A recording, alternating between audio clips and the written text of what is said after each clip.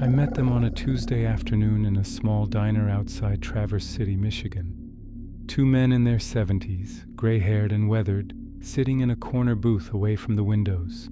They had reached out through an encrypted email, saying they had a story that needed to be told before they died. A story about something that happened 30 years ago in the Manistee National Forest. A story about a female dogman that hunted them for 3 days straight. The taller one, the one with the scar running down his left cheek, started talking first. His hands shook slightly as he wrapped them around his coffee cup. He told me they had been camping buddies since high school, inseparable, doing annual trips into the Michigan wilderness every autumn. In 1994, they decided to go deeper than usual, following an old logging road that had been abandoned for decades. So before we continue with their account, make sure you subscribe and let us know where you are watching from. Thanks. The shorter one, the one with the missing fingers on his right hand, interrupted to explain why they chose that particular spot. He said they wanted solitude, wanted to get away from the weekend warriors and RV campers. They packed light, just 2 backpacks, a small tent, fishing gear, and enough food for 5 days. They drove as far as the road would take them, then hiked another 6 miles into terrain that had not seen human presence in years. The forest changed as they went deeper. The first man said the trees grew taller, older, their trunks wider than any he had seen before. The undergrowth thinned out, leaving clear sight lines between the massive pines and oaks. The forest floor was covered in needles and leaves that had accumulated for decades, soft and silent underfoot. They found a clearing near a creek, perfect for camp, and set up their tent before the sun started to drop. That first night passed without incident. They cooked freeze-dried meals over a small camp stove, drank instant coffee, and talked about their families, their jobs, the normal things middle-aged men discuss when they get away from civilization. The second man said the stars were incredible that night, thousands of them visible through the clearing, more than he had ever seen living in the suburbs. They turned in early, exhausted from the hike. The first man leaned forward when he described what happened next. He said he woke sometime after midnight to a sound he could not identify. Not an animal sound he knew, not quite a howl, not quite a scream. Something in between. Something that made his scalp prickle.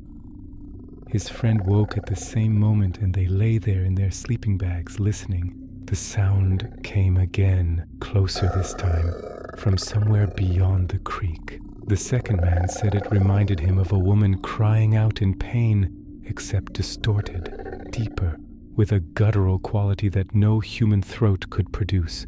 They unzipped the tent flaps slowly and looked out. The clearing was bathed in moonlight, bright enough to see clearly. Nothing moved. The forest was completely silent. The first man said they convinced themselves it was a cougar, or maybe a bear, something natural and explainable. They zipped the tent back up and tried to sleep, but the sound came a third time, much closer now, from the tree line maybe 50 yards from their tent. This time it was followed by a low rumbling growl that seemed to vibrate through the ground itself. The second man reached for his flashlight and shone it through the mesh window of the tent. The beam caught something moving between the trees, something tall, something that walked upright on 2 legs, something covered in dark fur that reflected the light back at them with an amber glow. He said his hands froze on the flashlight, unable to move, unable to process what he was seeing. The figure stepped fully into the moonlight at the edge of the clearing. The first man described it in detail, his voice dropping to barely above a whisper as he recounted the memory. The dogman stood at least 7 feet tall, maybe closer to 8. Its body was covered in coarse, dark brown fur except for patches on the chest and face where the skin showed through. The head was wolf-like but larger, the snout shorter and more powerful than any canine. But what terrified him most were the eyes. Large, intelligent eyes that reflected amber in the flashlight beam. Eyes that looked directly at their tent, directly at them, with an awareness that made it clear this was no animal. The Dogman stood there for what felt like minutes but was probably only seconds, its massive head swiveling from side to side as it studied their camp. The second man said he noticed the breasts then, visible even through the fur on the Dogman's chest.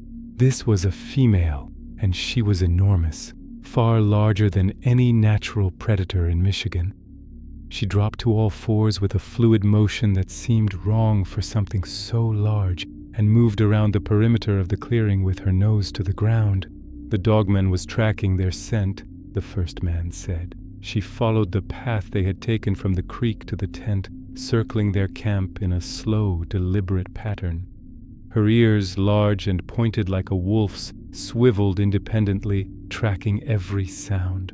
When she passed within 20 feet of the tent, they could hear her breathing, deep and steady, and see the muscles moving beneath her fur. Then she stopped. She lifted her head and looked directly at the tent again, and this time she pulled back her lips to reveal teeth that gleamed white in the moonlight. Canines as long as a man's finger, designed for tearing. The second man said he thought they were dead right then, that this thing would rip through the thin nylon like it was paper and kill them both before they could even scream. But the Dogman did not attack. She held her position for another long moment, then rose to her hind legs again and walked backward into the tree line, never taking her eyes off the tent. Within seconds, she had vanished into the darkness as if she had never been there. The only proof of her presence was the complete silence that filled the forest, not a single insect or bird making a sound. The first man said they did not sleep the rest of that night. They sat back to back in the tent with their knives out, listening to every small sound. The Dogman did not return, but they could feel her presence out there, watching, waiting. When dawn finally came, they packed their gear with shaking hands and made the decision to leave immediately. The second man said they broke camp quickly, stuffing everything into their packs without bothering to organize it properly. They just wanted out. They started hiking back the way they had come, moving faster than they should have given the weight they carried. The forest felt different in daylight, oppressive and wrong. The silence continued.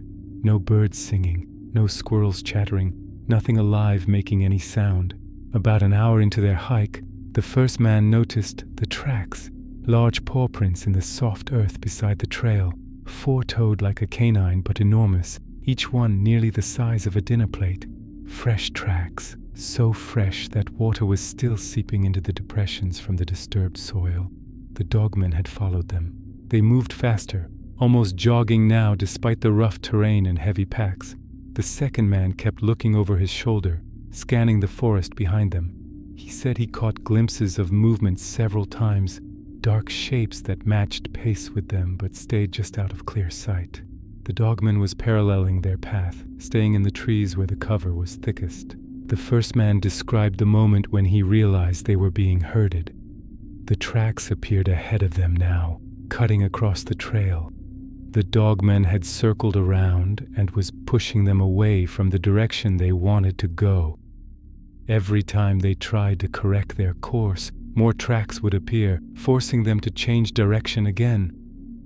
She was playing with them, he said, controlling their movement like a shepherd with sheep. By midday, they were completely lost. The second man admitted they had panicked, running blindly through the forest instead of using their compass and map. The Dogman had broken them psychologically, turned experienced outdoorsmen into frightened prey.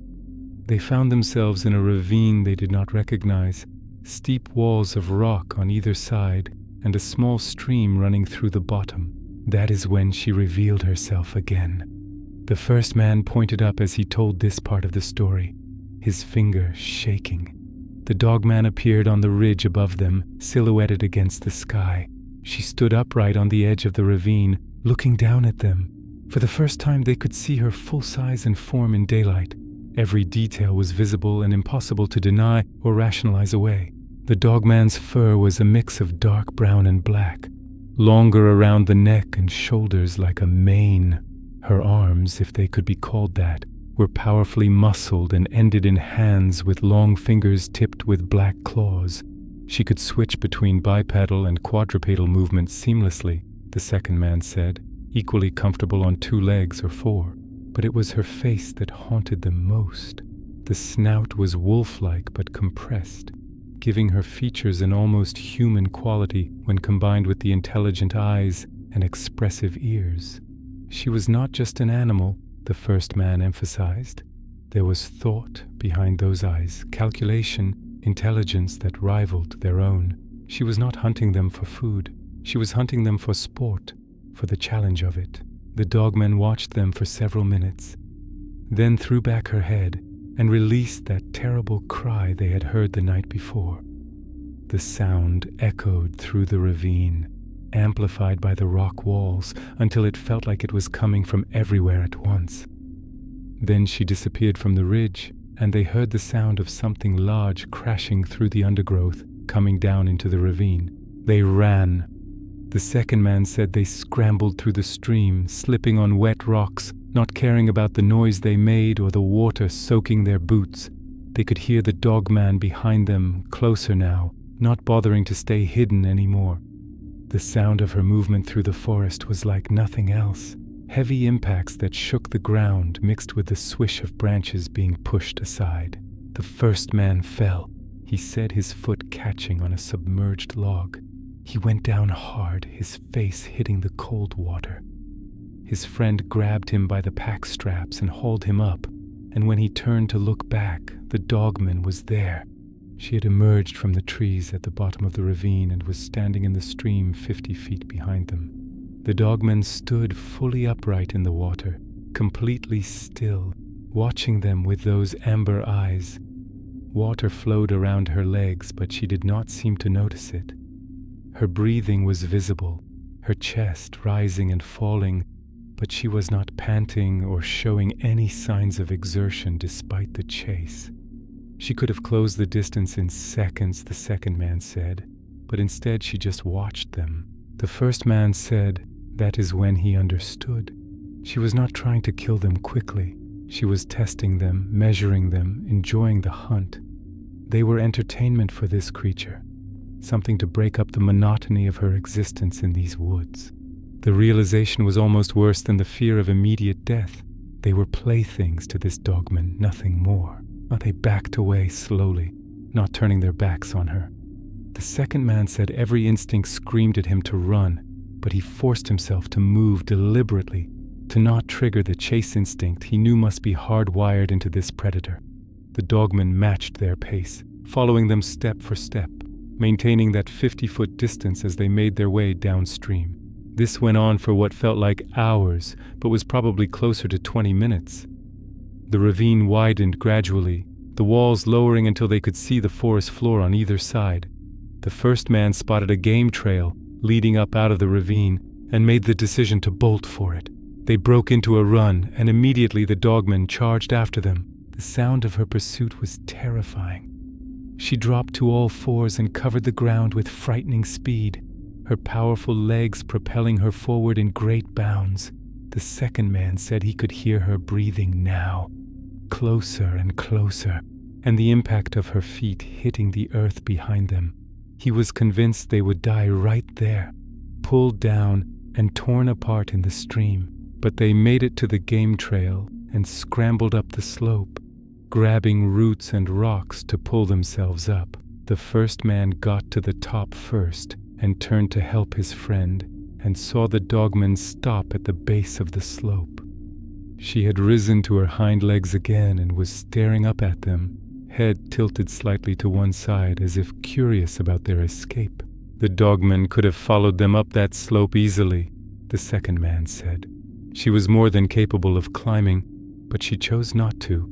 Instead, she turned and loped off into the forest with that same fluid grace, disappearing within seconds.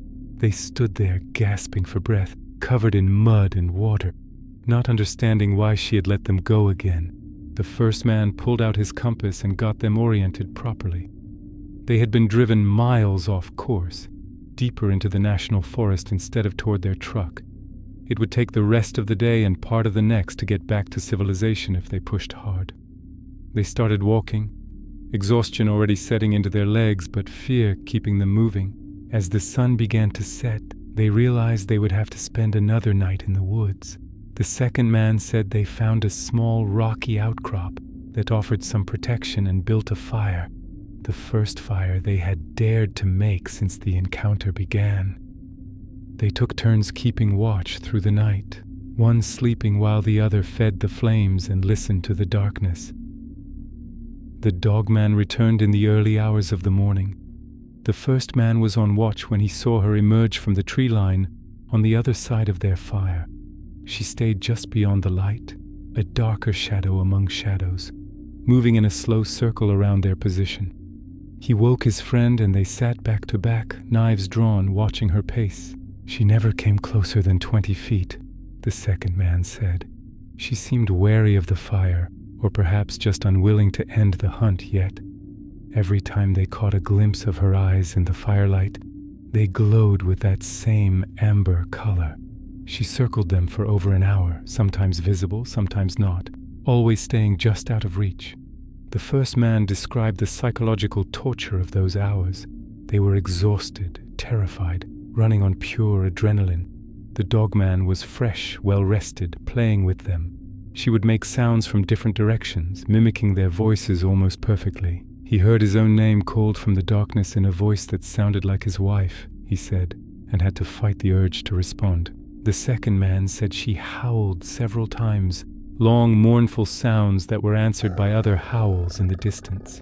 He realized there might be more than one Dogman out there, that perhaps this female was calling to others of her kind. The thought of facing multiple creatures like her was too much to process, so he pushed it from his mind and focused on keeping the fire burning. When dawn finally came, the Dogman faded back into the forest. They waited until full light before dousing the fire and continuing their trek toward the road. They were down to their last bit of food and water, operating on willpower alone. The first man said his legs felt like they would give out at any moment, but the fear kept him moving forward. The tracks appeared again around midday, fresh tracks paralleling their path. The Dogman was still with them, still following, still in control. The second man said they discussed trying to find a main road, trying to flag down help, but they were too deep in the forest. Their only option was to keep heading toward where they had left their truck. Late in the afternoon of the third day, they reached the old logging road. The first man said seeing that overgrown track was the most beautiful sight of his life. They started following it back toward their vehicle, moving faster now that the terrain was easier, but the Dogman was not finished with them yet. She stepped out onto the road ahead of them, maybe 100 yards away, standing fully upright in the middle of the track, blocking their path. The second man said they froze, not knowing what to do. They could not go around her through the thick forest on either side. They could not go back. They had to get past her to reach their truck. The Dogman began walking toward them, slowly, deliberately. Each step was measured and purposeful. The first man said they backed up instinctively, but then he made a decision. He dropped his pack, picked up a large branch from the side of the road, and started walking toward the Dogman. His friend called after him, but he kept going. He was done being prey, he told me. He was done running.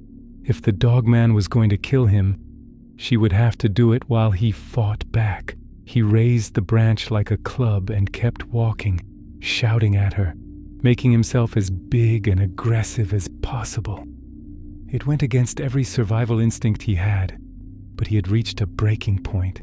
The Dogman stopped. The second man said she tilted her head again, that same curious gesture, as if seeing them in a new way. The first man kept advancing, kept shouting, kept the branch raised. He got within 30 feet of her, then 20, expecting at any moment to be charged and killed. But the Dogman did not attack. Instead, she made a sound they had not heard before, a low rumbling that was almost like laughter.